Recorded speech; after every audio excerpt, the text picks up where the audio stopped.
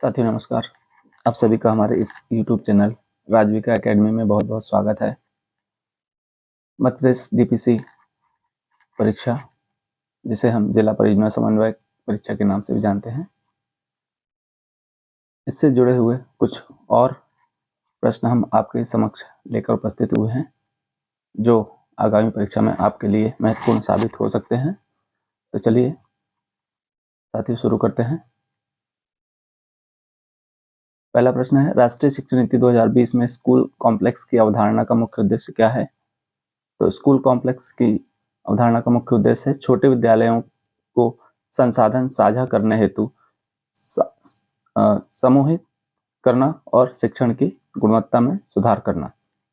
इसका जो अर्थ है यह है दूसरे स्कूलों से संसाधनों को ऐसे स्कूलों में प्रोवाइड कराना जहां पर संसाधन नहीं है। अगला प्रश्न, समग्र शिक्षा अभियान के अंतर्गत PGI परफॉर्मेंस ग्रेडिंग इंडेक्स क्या है? तो यह है राज्यों या केंद्र शासित प्रदेशों की शिक्षा प्रणाली के प्रदर्शन का आकलन करने हेतु तैयार किया गया सूचकांक। अगला प्रश्न, जिला परियोजना समन्वयक का सबसे महत्वपूर्ण प्रशासनिक दायित्व क्या होता है?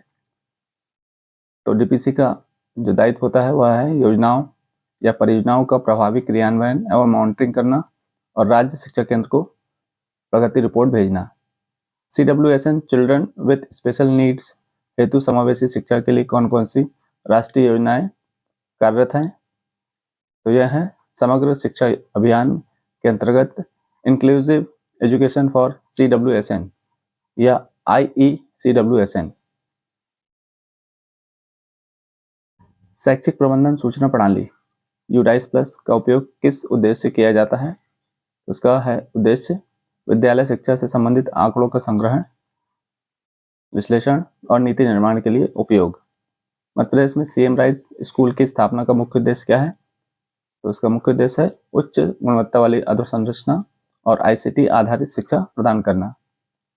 शिक्षण अधिगम प्रक्रिया में ब्लूम्स टैक्सोनॉमी का क्या महत्व है?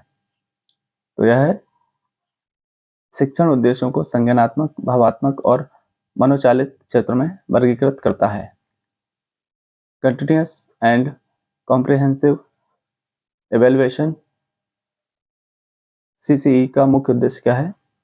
तो CCE का मुख्य उद्देश्य छात्र के सर्वांगीण मूल्यांकन हेतु सतत एवं व्यापक परीक्षण, जिसे हम शैक्षणिक और सह शैक्षणिक परीक्षण भी कहते हैं। FLL foundational literacy and numeracy mission के अंतर्गत कक्षा 1 से 3 में किस कौशल पर सबसे अधिक ध्यान दिया जाता है? तो यह है भाषा में पढ़ना लिखना और गणना की बुनियादी दक्षता। मध्य प्रदेश में डिजिटल शिक्षालय योजना का उद्देश्य क्या है? तो इसका उत्तर है ICT उपकरणों और डिजिटल संसाधनों के माध्यम से शिक्षण को प्रभावी और रोचक बनाना। जिला शिक्षा अधिकारी DEO और जिला परियोजना समन्वयक DPC में मूलभूत अंतर क्या होता है? तो इन दोनों अधिकारियों में अंतर यह होता है कि DEO विद्यालय प्रबंधन एवं निरीक्षण पर केंद्रित होता है, जबकि DPC परियोजनाओं योजनाओं के समन्वय और मॉनिटरिंग पर केंद्रित होता है। इन दोनों में एक और बेसिक अंतर यह है कि DPC कक्षा 1 से 8 तक के समस्त योजनाओं परियोजनाओं की मॉनिटरिंग और प्रबंधन करते हैं, जबकि DEO कक्षा 1 से 12 तक के समस्त प्रबंधन व निरीक्षण पर अपना फोकस करते हैं। NEP 2020 के अनुसार आर्ट इंटीग्रेटेड लर्निंग का क्या आशय है? तो उसका सही उत्तर है विभिन्न विषयों के अध्ययन में कला के समन्वय से सीखने को अनुभवात्मक और आनंददायक बनाना। अगला प्रश्न, राष्ट्रीय स्तर पर बच्चों के सीखने के आकलन हेतु कौन सा सर्वेक्षण संचालित किया जाता है?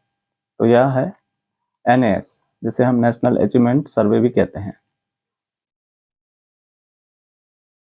ICT इन एजुकेशन पॉलिसी 2009 का मुख्य लक्ष्य क्या है? तो इसका मुख्य लक्ष्य है सभी छात्रों एवं शिक्षकों को ICT संसाधनों तक पहुंच और उपयोग में दक्ष बनाना। शाला सिद्धि कार्यक्रम किससे संबंधित है? तो शाला सिद्धि कार्यक्रम जो है विद्यालय मूल्यांकन और सुधार ढांचा, जिसे हम school standard and evaluation framework भी कहते हैं, SSEF। तो साथियों, यह कुछ प्रश्न आपके समक्ष उपस्थित थे जो आपकी परीक्षा में आपको मदद कर सकते हैं। हमारा वीडियो कैसा लगा? वीडियो को लाइक करें, शेयर करें, और यदि आप हमारे वीडियो पर, हमारे चैनल पर नए हैं तो सब्सक्राइब जरूर कर लें। हम इसी प्रकार के वीडियो आगे भी लाते रहेंगे जो DPC परीक्षा, AU परीक्षा और शिक्षक परीक्षाओं से संबंधित, TET से संबंधित हो सकते हैं, जो आपके आगामी परीक्षाओं में आपको मदद कर सकेंगे। Thank you.